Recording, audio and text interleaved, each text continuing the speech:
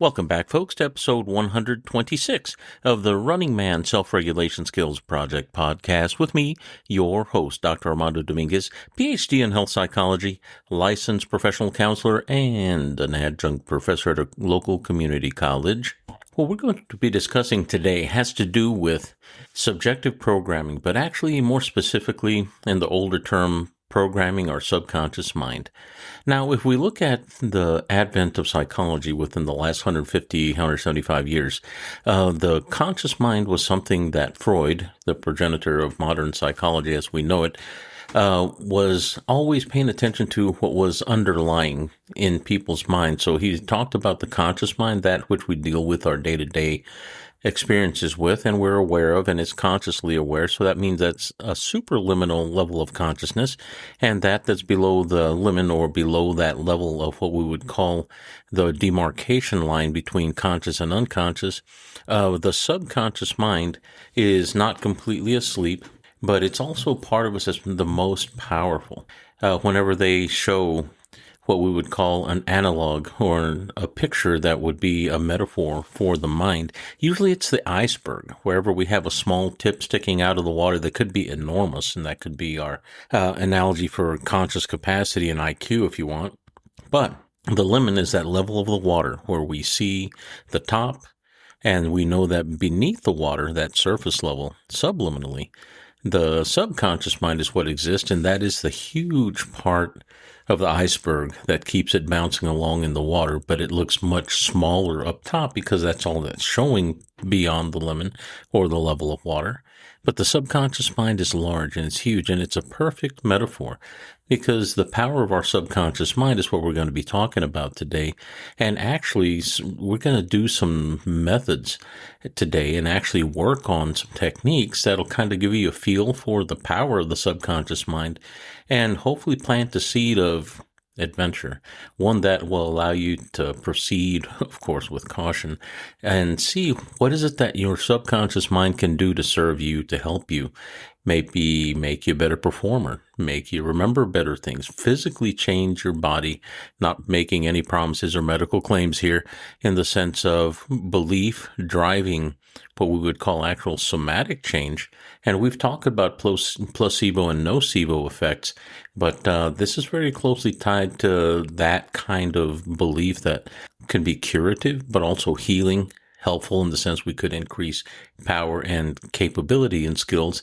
And that's where we're going to start our communications with today. Whenever we think about hypnosis, and to start the discussion with this, we think about somebody suggesting to us, or we're auto-suggesting, or we're doing self-hypnosis versus having a hypnotist do a suggestion to us for us, whether it be for smoking cessation or weight loss, that are the more popular reasons. But there's also hypnotic benefit from not only loss of weight, but also anxiety, stopping smoking are the more important ones. But there are also those that have used hypnosis for analgesic effects, for like dental procedures, where people have gone under using strictly hypnosis and not using any Novocaine or injections for local anesthetic, so that way they wouldn't feel pain during the procedure. There are some really cool studies that were done in China where they used acupuncture and kept people alive during the not alive, but rather more awake during procedures, brain procedures. They have this on camera where they actually bore into the skull and open up the areas that they're working on. And they were feeding this lady tea, giving her tea to drink while she was awake, and she was telling them what she was experiencing because she didn't feel pain in the brain, but they were using acupuncture. And they were actually lessening the amount of medication, Western medication for anesthesia, so they could keep her conscious and had a better idea as how to navigate when they were working on her. So along these lines, as an alternative medical practice, and yes, acupuncture is considered alternative, and within the health psychological field, we have to look at alternatives as far as how we can approach versus just medication. And we know that anesthesia is a really important thing when we're trying to stop pain. But what about our subconscious mind? Pain is one of the things we'd like to stop or lessen. Some things to understand. from the perspective of psychoneuroimmunology, this field is probably about 40 years old now. We think about how our thoughts, the psycho, impact the neuro, that's going to be our neurological structures and a nerve impulse going out and back and to the brain. And also immunology having to do with our immune function. How does our body defend itself not against just virus, but also environmental threat generally? Because our immune system is pretty complex, but it's simplistic in its approach to how it deals with what we would call a foreign body. And if we bump ourselves and we get a little red welt where we swell, we have Th1 cells that are going to be the inflammatory response that will tighten and increase blood circulation there so as to clean out the area, so to speak, but also provide support and stability whenever you have swelling, if there's like an injured joint, that sort of thing. But whenever you have, for instance, a virus, it will send the inflammatory effects from there to there as well. And generally, systemically, you will get that. But the important thing is that the Th2 cells, those are going to be the anti-inflammatory response, get cascaded along the blood into those areas as well. And it goes to the whole of the body, but generally, it'll be kind of focused in that sense. And then we have, of course, white blood cells fighting actual infections and creating pus and fever and all that good stuff. But the idea is that our body has a way of dealing with not only impact, but also viral insult to the body if we have something that's ingested or an infection, or we have an open wound. And it's a very similar effect. But our mind can affect how our body sends that cascade of defensive immunological chemical based on the stress that we are experiencing. And we're talking about an actual impact and injury, maybe a small wound, a cut, a prick, this sort of thing, wherever we start to bleed or feel pain. And if we pay attention to this, we realize these are to real, actual insult. Now, this is where we go into the subconscious mind. What does our subconscious mind have to do with immunology? Well, I'll be very honest, it has a lot to do with it, because much of what goes on in our body that's called healing occurs when we're asleep, largely unconscious to the world, so to speak, but subconsciously our body is doing what it has to do, and it's healing us, it's fixing us, and recovering us from whatever exercise or injury or illness that we may be recovering from. And if we keep this in mind, we realize that it doesn't just run without our involvement, because much of what we do that impacts our subconscious mind is autosuggestion. And that autosuggestion isn't only the words that we speak, but the beliefs that arise from the words that are spoken to us, from other people to us, and also our own internal speak, what we tell ourselves, our own internal self. And self-talk sounds like such a weak word, but it's more so a self-suggestion. And these suggestions can be very powerful, and they can also be transformational, depending on what you're doing with it and also how you're applying it. Part of it requires that we talk to ourselves in our present tense versus a future tense or past tense. Many of us, if we talk to people that have chronic anxiety and stress and worry, they're living in the past, worrying about something that's happened, and what we can't do is go back in time and change the event. But we can always remember. Nice thing about memory, right? But it's not always a good thing when it's fun, but it's not always a great thing whenever it's not a good memory. Let's think about trauma, post-traumatic stress reactivity, paratraumatic stress shortly after the incidence of stress, and also whenever we're talking about secondary traumatic stress injury, in the sense that we're starting to see differences in our body as a result of a chronicity of reactivity to a memory, something that's not happened. Once again, we can't change that event. And this is what we call traumatic memory, traumatic recall, and dysphoric recall, because we have bad feelings that come up as a result of recollection of that memory.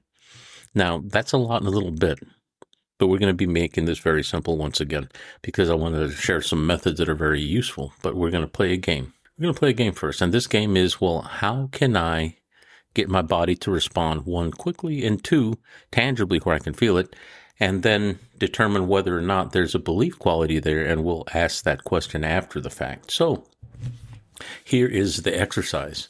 What I'd like you to do is think about whenever you've ever been, let's say, in a very tall building, and you're looking over the ledge or a veranda if you're like in a hotel, or maybe you've been up in a really huge tower or building, and you look down, even if you're inside of a window that's very safe, not with any risk of sticking your arm out or even past, or where you can loom over the edge and look downward along the end of the building, or the edge of the building, if some of y'all are listening to that narrative and y'all getting a little that perineal tingle, or what we call here in Texas pucker factor, where your body starts responding to that as if you were looking over the edge of that veranda. And I saw like this huge building that was made of concrete looking down when it was all foggy because I was so high up. And notice I'm filling in the picture. But how was your picture is my question. You don't have to answer that, merely rhetorical, but ask yourself that, how was my picture and why did my body respond that way? You don't have to go into a complete fear response where, and some people do just by thinking it, actually flinch or fall backwards in a way, or they start getting what we would call the external symptoms of dizziness, almost like they get a little disoriented just from the imagining. And I know there are times that I talk to people and they tell me about, oh yeah, when I was, high up on the roof and I imagine seeing myself on the roof, or I imagine seeing them on the roof, tripping, falling down, or slipping and almost falling. First thing that happens is I get that little perineal tingle, and yes, that is your taint, and I'm not going to tell you where that's at. You might have to look it up on Google. I'm not going to go into that because we'll get canceled. But other than that, if you know where your taint is and if it's activating, that's one of the little neurological clusters that has to do with survival, that has to do with basic elimination and activation of the body for fight and flight. And one of the things that we feel down there has to do with that contraction of the musculature that feels like tingling, sometimes tension. We might even feel our anus pull up a little bit. And men and women both feel a little different as far as the genitalia, wherever you might feel a little tightening. You might actually feel some difference in blood flow. You may feel some shrinkage. And no, it's not very flattering for men, and it's just like being in cold water sometimes, depending on how hard the body responds to the suggestion. But if you think about looking upward and then looking down, it's not such a big thing. But if you think about looking down from a high vantage point, let's say you imagine yourself on top of a ladder, or maybe on a scissor lift, like I used to work at Walmart many years back and hanging bikes from the ceiling. And we were literally up about 15 or 20 feet with these bikes and hanging them.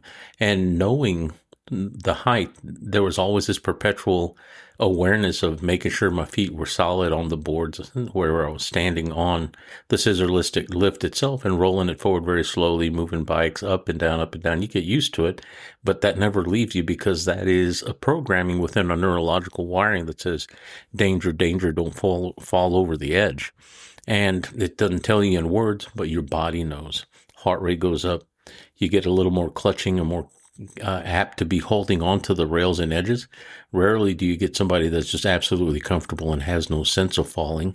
And that sense of falling is one thing that'll encourage that reflex that we have, where our hands may startle from a more reflex to a Babinski reflex you might have. So some things to think about. Now, the next thing, the method, how do you use this if my body is responding as if, and I'm just thinking about it, how can I use that? How can I leverage that to create change in my body in a positive way? Well, that's the question we're going to talk about today. So whenever we're looking at martial art, for instance, and I'm trying to work at developing balance, for instance, we get very, very involved with how our body responds whenever we're standing, when we're sitting, and how our body responds when we're breathing or when we suspend breath. So there's definitely an intimate acquaintedness that we have with our body. Same thing with people that do yoga and that do dance. And those things are the base level symptomology. Now, we're going to move on to the belief aspect of this. There was a story that in the book Martial Arts in the Mirror Image that I kind of was reading into the other day, and that was written by Master Philip Starr, and this is available on Amazon. I'm not getting any kickback from that. I'm just kind of sharing with you because the methods that he talks about are very helpful about breath and balance. But he points out that belief, our subconscious mind, what it does is it follows whatever suggestions we give it.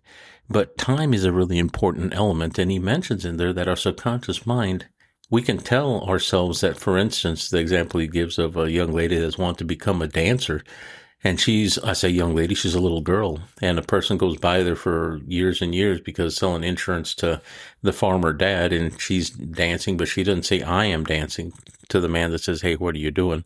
But rather she says, I'm a dancer. She was in the embodied identification of I'm already a dancer whenever she was just dancing as a little girl. But many years go by and she continues to dance. More years go by, she continues to dance and gain skill that's very notable to the man. Then he finds out even many more years later that she has moved off whenever she's grown and become a professional dancer. And the example given was that she was thinking, I am a dancer. In the present moment now, she was saying, I am this. I am that identity of dancer. She's not saying to herself, or wasn't in the story, I'm going to become a dancer, or I will be a dancer, or I have been a dancer in the past, but rather I am a dancer. And the fact that she loved it so much and continued to work at it, she embodied that sense of identity, and her skill eventually caught up. And the important part is that the subconscious mind, for it to create change or to manifest change, if you will, not in a woo-woo kind of new age kind of way, but rather in the gradual steps towards progress way, requires that we have a temporal quality. And if you tell it, I'm going to be in the future, that means it's a distance and it's not occurring now. But yet if you tell it now, I am this, you've given it an anchor in the immediate moment versus in the future that may or may not come. There's no danger, there is no risk in the future, there's no pain in the future, and often people will entertain a fantasy and like escaping to those things because it doesn't hurt. It doesn't have risk. There is no resistance there. The risk and the hurt and the resistance occur even if you're gaining skill and practicing martial art, ballet, dance, piano. All of those things that are skills developed have effort required. There's time investment, but there's also what the Indian yogis call dukkha, and that is action, experience, often called impact. But also, whenever we're doing that in the immediate now, we're actually realizing in the moment what it is that's required, and we just have to add consistency and continue to repeat, rinse and repeat, till we get the desired result, or the goal, so to speak. So, whenever we think about things, depending on the image, does it have to be a particularly really strong image that is like 3D, high def? Not at all. We are often confronted with people that are brought up with video games and also imagination and cartoons wherever they're capable of great deals of what we would call high def clarity in imagination and visualization. But that's not necessary. But a recollection of seeing over a ledge that causes your body to respond, however it is that you remember it, even if it's a cloudy image, is enough to cause your body to respond. That means it's believable. That means it's compelling. And it feels real enough. And the feel is the actual event that we start creating change in the body. Now, whenever we have a placebo, we tend to believe in the effects of the medication. There, in effect, is a priming of receptivity, expectation, and a predictability of desired outcome. With a nocebo, nothing's given, but there's an expectation of negative and harm or illness or graduation of the negative. And that is psychosomatic illness, is what we used to call it. Psychoneuroimmunology says that we don't have to be psychosomatically ill, but we can become psychosomatically well by virtue of not only how we think, but what we think. And whenever we get a compelling response, like when we look over that edge, and do what it is that that little girl did, I am this, not I will become well, but rather I am well. And tell yourself that, even if you don't believe it at the conscious level, the subconscious, once again, it believes what you tell it. It believes what you show it in pictures. And this is where, like, people have used vision boards and pictures of self whenever I was healthy before and try to bring that into the moment and say, I am that. I am healthy like this. And we see some differences where people actually slow down aging and heal faster as a result. And there's a lot of studies out there, lots of them. I don't want to quote any because then I'd go down a rabbit hole and I wouldn't be talking to you right now. But the important thing is that the subjective level of mind is where we can suggest and think thoughts and ideas, but it's not objective like I can knock on a table. But yet, if something subjective at that level of mind is compelling and it's important and it's brought into the immediate moment, or we frame it in the sense that it's right now, or I am this versus I will become that, it becomes much more powerful. That suggestion creates the potential for change. It potentiates the motion towards change, and our body responds to that suggestion. And that really is the largest part of the message today. What am I telling my body? What am I telling myself? Whether I'm a good performer, bad performer, I can always become better. If you're good, you can become better. If you're bad, you can improve and become better as well. If you're needing to heal yourself, there are often times that you can do this as well. There have been times where I've done meditations for developing hand speed. I'm not a naturally fast individual, but my hands are fast now. And speed at touch, I'm really good. If I can touch you, I can probably beat you speed-wise. Now, if I were to practice speedy hands versus somebody that's not touching me, somebody else would probably beat me. But if I can touch them, I've got the edge. And that's a cool thing. But that was trained partially by doing visualization practice. I even recorded a few recordings where I saw myself like on a platform, and I'm giving you some of my kung fu here, wherever I was in a room, special, well lit, and almost like a stage, kind of elevated, giving me a sense of importance as far as what I was seeing myself do. And I was practicing reaction drills wherever I was punching or striking with the edge of the hand or the fingers and moving with a great deal of relaxation, but emphasizing that very quick twitch impulse. And as I was doing the visualization, I was getting into it and I was listening to the suggestion. It was my voice. And that kind of helps, because if somebody suggests to you and they record for you and it's their voice, there's always a measure of distrust because it's not from you. But if you record yourself, I'm giving you a secret here, you'll become much more powerful in the sense that your body will respond because you trust your own voice. Even if you're telling yourself something that otherwise in your day-to-day mind, you would say, anybody heard me suggesting this to myself, well, that's ridiculous, or that's funny, or that's nuts. That's okay. That part of your brain, the subconscious mind, doesn't care what you tell it. It will believe what you feed it, and it'll respond to it more realistically.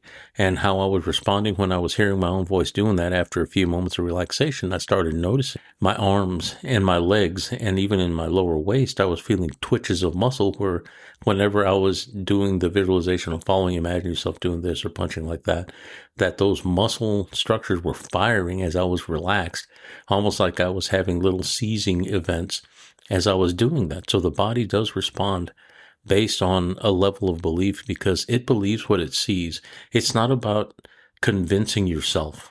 Some say convincing the subconscious mind. I'd say that it's just a matter of practicing and suggesting often enough that it becomes normal.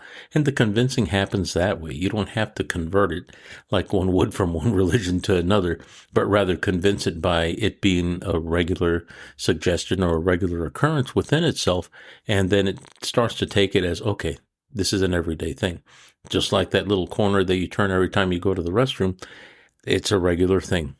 So once it becomes regular, that suggestion is regular, you have gone a long way, not only into creating change, but making a believability just simply by virtue of repeated suggestion. And if you have something like I just imagine looking down the wall, kind of imaginary thing that is that compelling, and your body starts to respond to it, you're well on your way to creating change. Now, this could be used in many creative ways, and I'm probably going to hit on these methodologies more later. I just wanted to do a bit of a primer and get you ready to discuss these things, because this not only has to do with self-regulatory skill, but applied regulation, so that you can create not only change, but better skill, improvement in health, and also relaxation and belief in oneself. And self-efficacy is always cool whenever I can do this, and I can say I did this. Being able to preserve self-efficacy by increasing healing as we get older is a very useful thing. So that's it for today. I certainly appreciate your time. I really enjoyed talking to you. This was kind of a fun topic, so it was a little extra fun for me. And if you have any questions of me, I've been a little tardy this week with this episode. Had some things come up, but hey, still recording. And what I'd like you to do is, if you have any suggestions, any questions, feedback, or you'd like to just reach out and say, hey, please do, and do it at the email at runningmangetskillsproject@gmail.com. I'd love to hear from you. And if you're on YouTube, please subscribe. I have so many people that watch and listen but only I have one more subscriber now. I have 100 subscribers. I'm really proud of you guys. Thank you for being there, and thank you for listening. Share this, give it to people, but touch the subscribe and also the little notification bell so you know whenever the new episodes come out. I'm on Spotify, also on iHeartMusic, also on iTunes, Amazon Music, and share it with people. Let people know about it. And I certainly appreciate your time. Take care. Walk well.